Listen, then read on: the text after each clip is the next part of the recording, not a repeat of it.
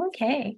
And I know, Robert, you had questions specifically, you and Twig, so we're going to address those as well. So. Okay. One of my questions was, and I had a conversation with Clint, I think, I think it was at regionals actually, where he broke down a little bit for me, the difference between CBD, CBG, and CBN, I think were the things, Clint.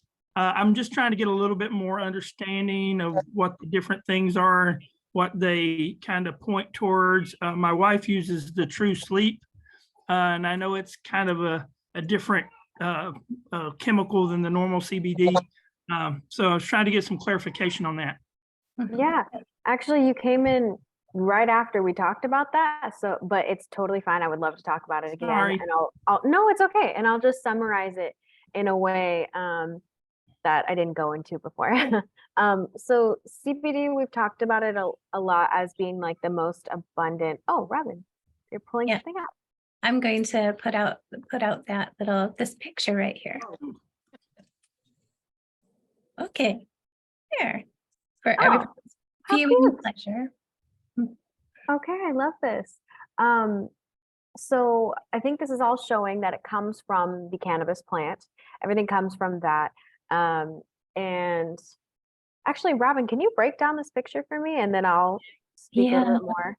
I'm sorry, I've never shared a screen before, so I don't know how it views to you. If you look at your top right hand corner, that's actually the structure for CBG. Riley spoke a lot about that as being the mother cannabinoid. If you follow the arrows down, this is it's a breaking down process from the CBG. You see to the far left of the screen, you see THCA, which is the substrate right before THC is extracted. In the center column, what you see from the CBG molecule is it broken down into CBDA, which again is the precursor to CBD. And then on the far right-hand side of the picture is the chemical structures going from the CBG mother cannabinoid down to CBC. So unfortunately, it does not show CBN, which is unfortunate.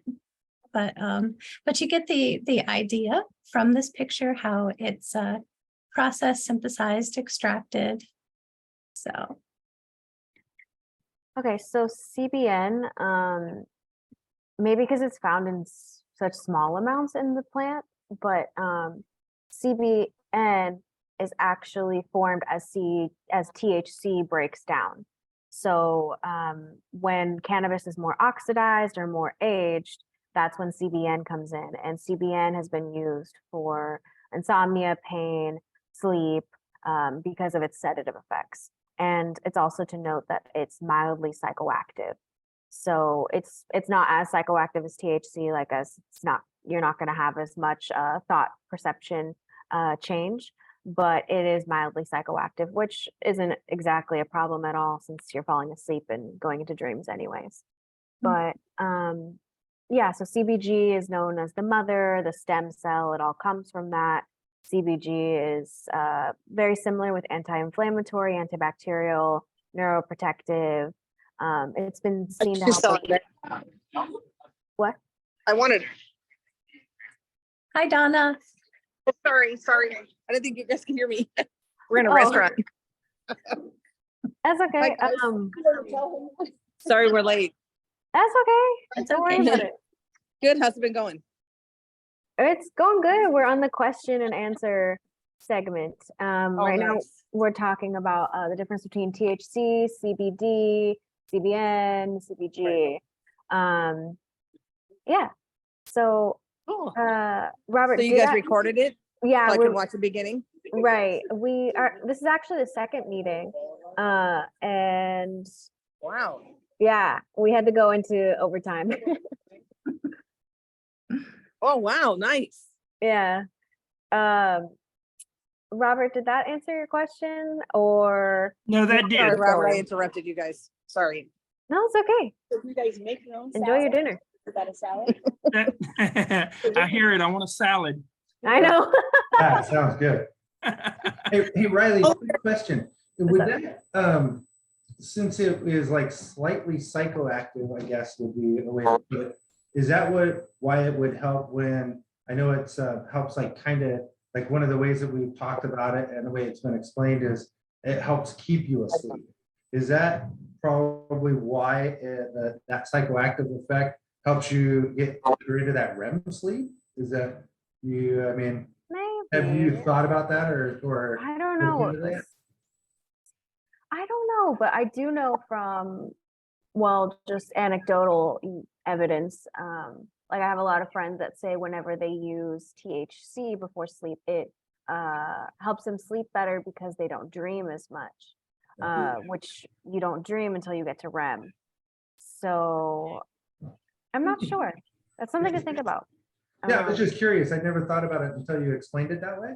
So Yeah. I was like, I wonder if that is why, because when we were developing PM, we used melatonin to kind of put you to sleep and the CBN to keep you asleep is the way that we broke it down on a logical basis for people to understand without getting too crazy into it. And that's one of the ways that I kind of, when people ask about it, the way I explain it. That was the conclusion that Robin and I came to when we were doing the research developing that one.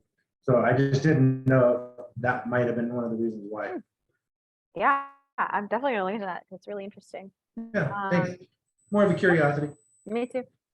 Yeah, Mhm. would love to know.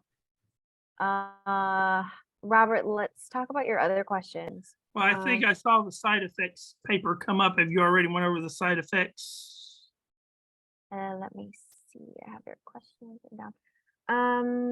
Yeah. So the side effects. So for humans and pets, they're going to be about the same thing because it works on the same system, the endocannabinoid system. So side effects are usually mild, meaning something like nausea, or let me find where I wrote this. Okay, so for humans, potential side effects are dry mouth, dizziness, changes in appetite, weight, fatigue, diarrhea, nausea. For pets, it's the same thing, but it can also include changes in behavior and mood, drowsiness, increased thirst or hunger, vomiting, which also applies to humans as well. They're mild, they're rare, but it's always a good idea to, see how CBD is affecting you because you are taking it as a supplement. So you want to be aware of how it's affecting you positively or negatively. And it's one of those things that you'll probably notice the absence of symptoms more so than symptoms or side effects. Mhm. All Is right. that for Right, I the, have a question. does When I that help- take who's up? You I'm are, sorry. Jen. Okay, when I take PM, I usually wake up in the morning with a headache, and Clint said I was deficient in something and I can't remember what it was and how can I combat that? Are you- Interesting. So real quick, my thought on that was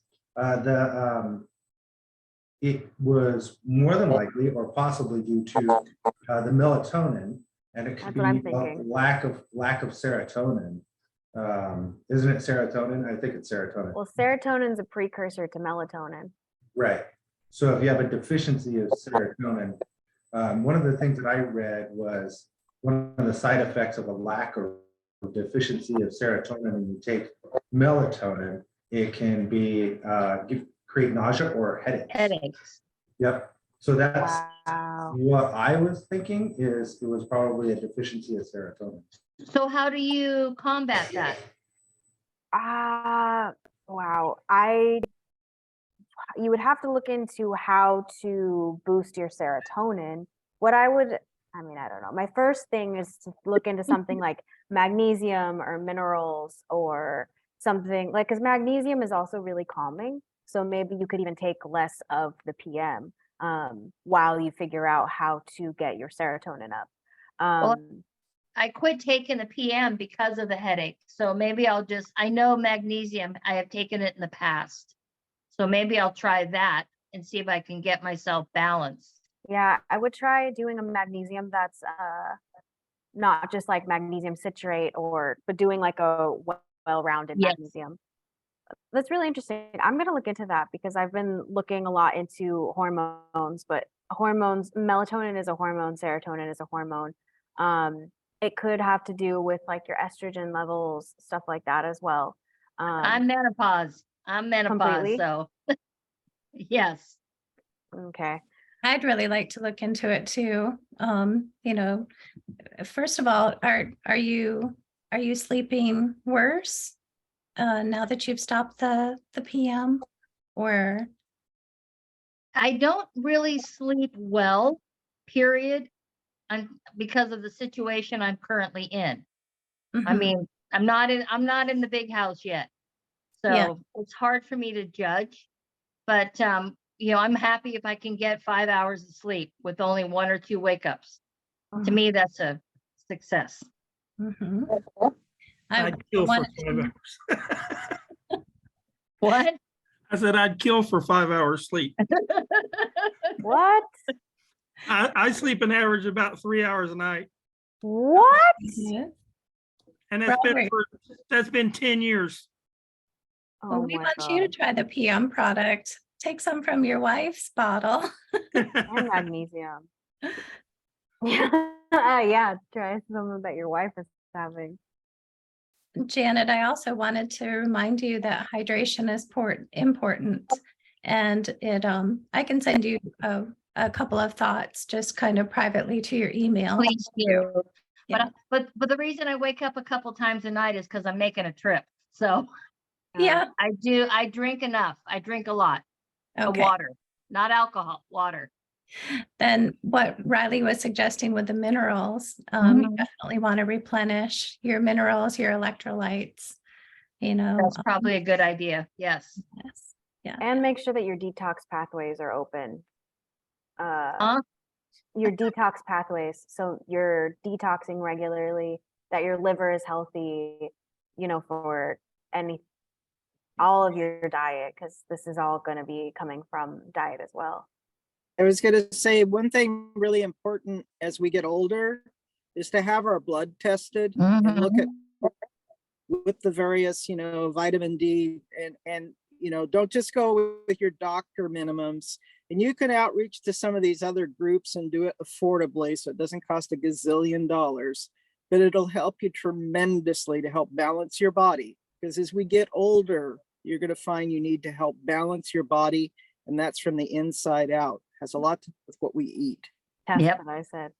Very good And advice. that's what Pam. I've been saying from the beginning is we're going to talk a lot about homeostasis today and balance. So yeah, I agree. It's probably a lot diet-based, and a diet-based meaning how you're getting rid of that as well.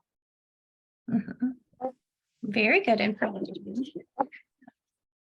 Okay.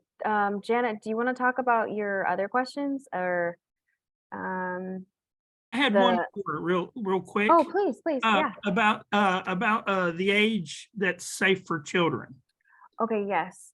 So CBD in kids, it's definitely a controversial topic and there's limited research, but we're going to use the same sort of logic that we use for like dogs and puppies with like humans, is that like, let yourself equilibrate to your environment. So get yourself into your environment, mature basically to your environment before you start supplements. But if you have a certain case, like a certain condition you're looking to treat, yeah, for sure. It's been prescribed by doctors for like epilepsy in kids and stuff like that. But I would say if there's no need, like a general, like an umbrella, I wouldn't do as we would recommend for like humans, adults, I mean.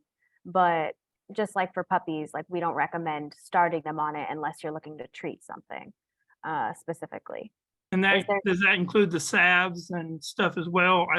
Like exterior? It's a good I question. would, let me jump in on that one. So Yeah. there's a couple of specific sites of the body that CBD is highly absorbed just because there's a high concentration of receptor sites. And one place is on the back of the neck. So there is CBD to be absorbed through the back of the neck. There's for soft tissue areas, there's higher absorption rate that can be. Now, speaking just for children, if you wanted to be cautious with using a salve or a pain treatment or something on a child, I use it on my little baby granddaughter, the true Manuka butter, because it has such great antifungal properties to treat her little diaper rash. So as long as you're using it in very small quantities, just enough to treat the condition in children, I don't fear the absorption rate is going to be of any significance. Certainly for pets, the Manuka butter is fantastic, and I don't see any problem with if you had a little puppy with a little a gash or a nick or something like that, it'd be perfectly fine to use it. One of the sites of administration for puppies and dogs is actually rubbing it on the inside of their ear, like the fleshy part of their ear. So saying if you wanted to limit the dosage that you're potentially giving to a puppy, just avoid that area. Otherwise, treat their little dry pads or dry noses with the staff is just fine.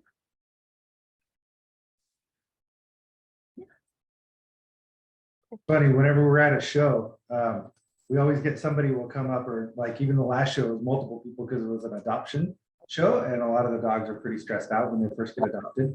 And one of the first things I ask the people is, how old is your dog?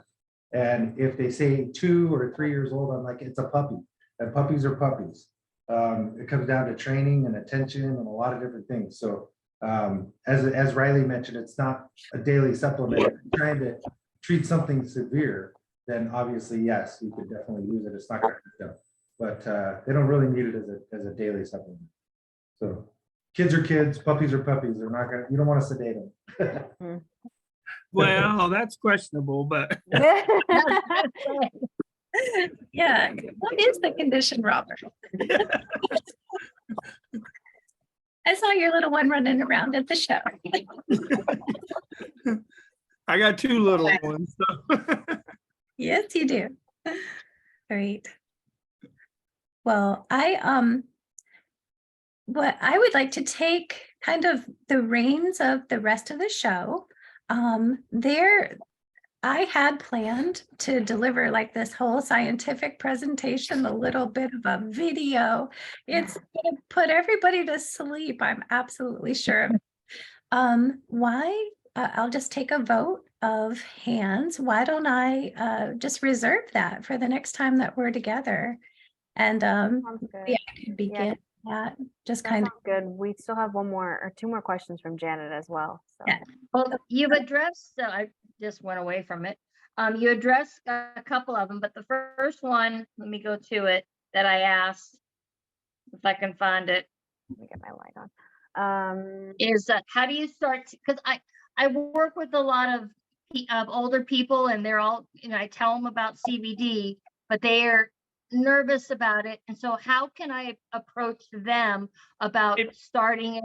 What type of, dosing it? Yes, I know they would have to talk to their doctor. Doctors probably would say no, but some are more open to it. Yeah, doctors. So, I mean, so my question is, how do you start taking the strength, dose, build up to a full droppers? And we did the side effects of humans and pets, so that's okay. So it's like, how do you get started? Okay, so let me say some general stuff, and then I'll throw it over to Robin for dosage. But the time it takes for everyone to use CBD and like experience benefits is going to change for each person because of what I was talking about with homeostasis. But you did ask a question about the feeling effects and how do I know if I'm benefiting from it. But CBD, it's going to work with the more you consume it, the more receptive your body becomes to it. For some people, it's taken them months to fully feel it. Some people feel it right away, like the same night that they take it. And again, it's going to be different because everyone's balanced within homeostasis. Everyone's healthy is a different version of healthy. So we've had one instance with one of our old team members that they said that it wasn't working for them. She said that, I don't know, this isn't working. And I was like, well, or somebody told her to up her dose. And she said she didn't start feeling effects until she started taking a lot, like a lot more than she was taking. Like she doubled her dose and she was like, oh, wow, like I'm actually feeling a huge difference. So you're probably not going to feel immediate effects, but you're not going to also feel high. More so, like I just said, like it's more, you'll just notice like the absence of ailments, and also the like sublingual, you'll feel it better versus like consuming it. And the time it takes to build up in the bloodstream can take different times for people as well. But the research has shown that the half-life is from 18 to 32 hours, which means that it could take 4 to 5 days for the compound to be eliminated from the body. So they don't know exactly how long it takes for it to build up, but they do know that it takes for that much for it to get out. So I'll actually direct it to Robin now to talk about how to start taking it and how to build up. But also, sorry, I want to say one thing really quick. For my own version, I always, for my friends or whatever, when I talk to them, I say start with whatever the dosage based on the numbers, but then I'll say keep going up every 3 days. So every 3 days, go a little bit more, a little bit more. I say double your dose or whatever, keep building up every 3 days and then start experimenting. I always start at night, and I'll say first time trying it, take it at night. Then start experimenting with during the day. Some people don't like taking it during the day because they don't like feeling as calm or relaxed or whatever. But some people do. So definitely I say every 3 days is when I would increase. But yeah, okay, Robin, you can talk now about dosage and numbers, please. Oh, that's really perfect, Riley. Thank you. I put in our chat section if you wanted to jot it down. Safe calculated dosage to begin or to start with, in my opinion, is 5 to 10 milligrams per kilogram per day. So the way that you would derive a kilogram weight for yourself is to take your weight, divide it by 2.2. So that gives you your kilogram weight. You can then multiply that number by any range from 5 to 10, and that's going to give you your daily dosage. So for instance, if a person weighs let's just say 150 pounds, I would love to weigh 150 pounds again. Let's say a person weighs 150 pounds, they are 68 kilograms. The lowest range that they would start with is 5 milligrams per kilogram per day. So that 68 value multiplied by 5 is 340 milligrams of CBD per day. Now that may seem really high, but it's actually not for some people. What I would do is take that amount, 340, and divide it in at least 2, if not 3, equal dosages. So let's say we're giving it every 6 hours, and the person is awake for 18 hours a day. So that's pretty easy to achieve. So you would just give about, let's say of bliss, let's say, you would give maybe a dropper full to 2 droppers full. Either start with 1 dropper full every 6 hours, work up to 2 droppers full every 6 hours. That's going to be the weight calculated or the dose calculated for that patient. Now, if they came to you and said, well, I have chronic arthritis and I'm really in a lot of pain, I'd really like to take something for it, then of course you're gonna graduate that upward as you're calculating the dose.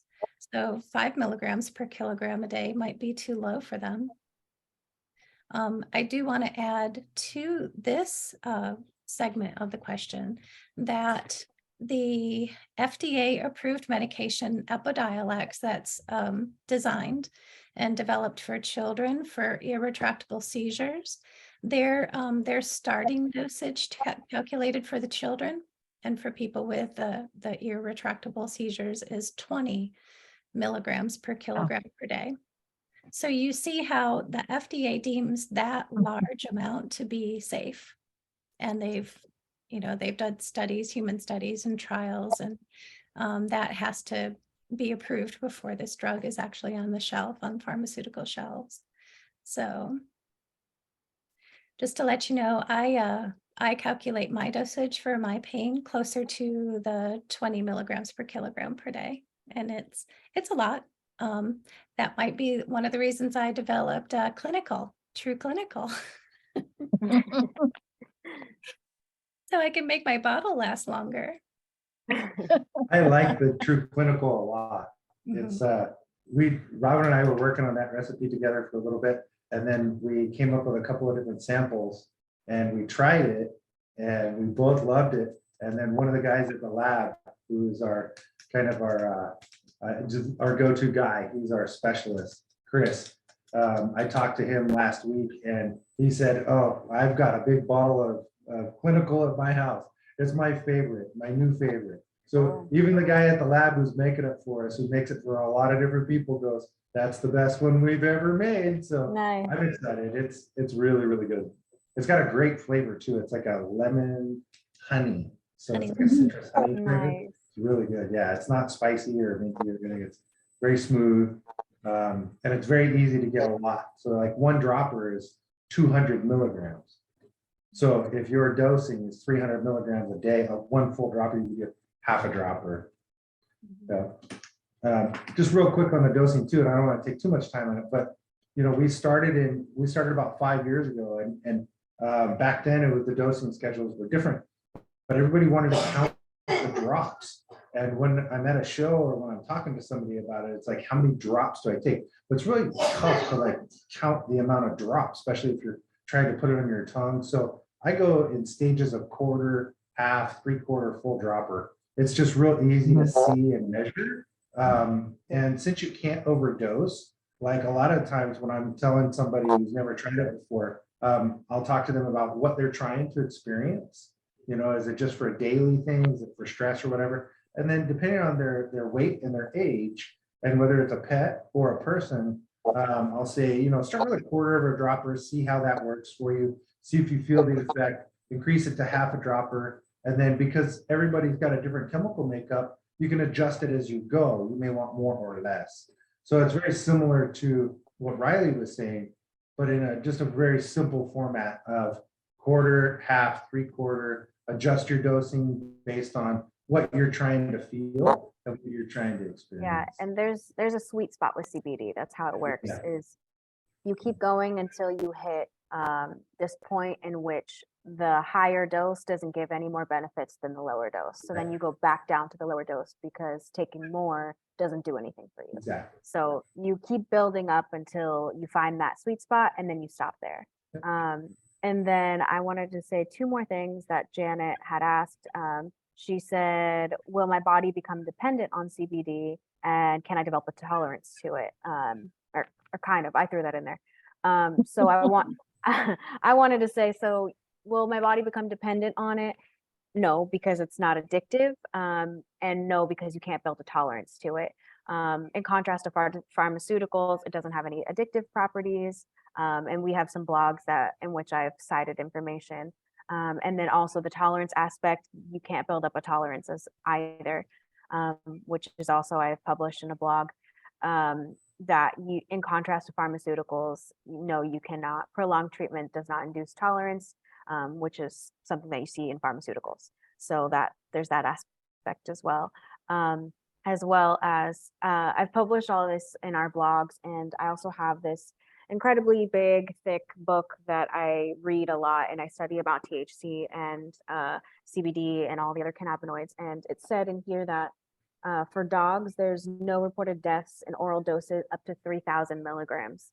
So I just said 1,500 milligrams is safe, but in dogs, their example is even 3,000 milligrams is also safe. So if that gives any more context to the safety of it and toxicity. Good, thank you. Yeah, Of course. basically you can't really consume enough to overdose. Like you wouldn't be able to consume it really enough of it to be able to overdose. Yeah. So keep going until you hit that sweet spot of figuring out how best it can help you. And that's how you can start. Yeah, and if you think about it, a lot that I was going to talk about was at a neurotransmitter level. If you think about what it's actually doing, it's signaling for our neurotransmitters, or I mean our neuronal synapses. It's signaling for us to produce more anandamide and more 2-AG, which is the two most prominent endogenous cannabinoids in our body. So with the presence of more anandamide, you become more satiated, more calm. The serotonin receptor is also affected by CBD binding and signaling. So I'm going to do a lot of research into your headache, Pam, or Right. excuse me, Janet. Thank you. I really want to get to the bottom of that for you. And like I said, I'm going to send you some things, some thoughts that I have privately too. Okay, thank you. And I mean, we know that serotonin is the happy hormone. So anything that you find that makes you happy, like going into the sunlight, spending time with friends, meditation, stuff like that, I would just encourage you to do more of the stuff that makes you happy. Like, why not? I'm trying. It's hard. Yeah. I know. You've had a lot to It's been a overcome. tough 2 years, so. Getting in Aw. the house will be a big one, right? Well, I'm in the house right now. Oh, I have no yeah. electricity, but I'm in the house. Closer and closer every day. Getting into a put together house then. Yes, yes, yes. So it's saying that we've got about 4.5 minutes left. My dinner is ready for me. It's been ready and I'm pretty hungry. So, So Clint, quick question. yes, You're wearing one of the new shirts?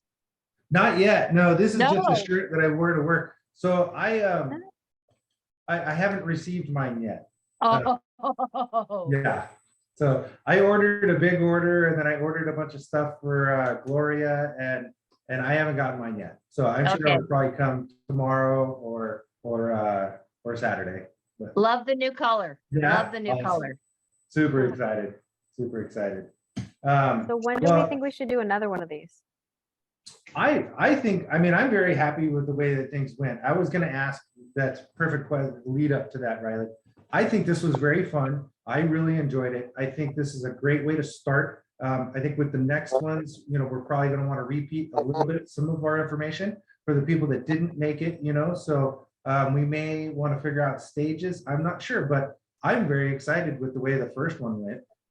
This was our debut and I would love to do another one soon. I know the end of May, I'm going to be traveling quite a bit. So I'm just going to kind of tee it up to you ladies that, if I can make it, I'm more than excited to be here. But if for some reason my schedule doesn't fit, I'm okay with that too. I don't want to slow things down. And you guys are awesome. The way that you put things together, I think it was very successful. So I support it 100%. And I'd love to get more and more people involved. So I think we should do one, maybe a couple weeks.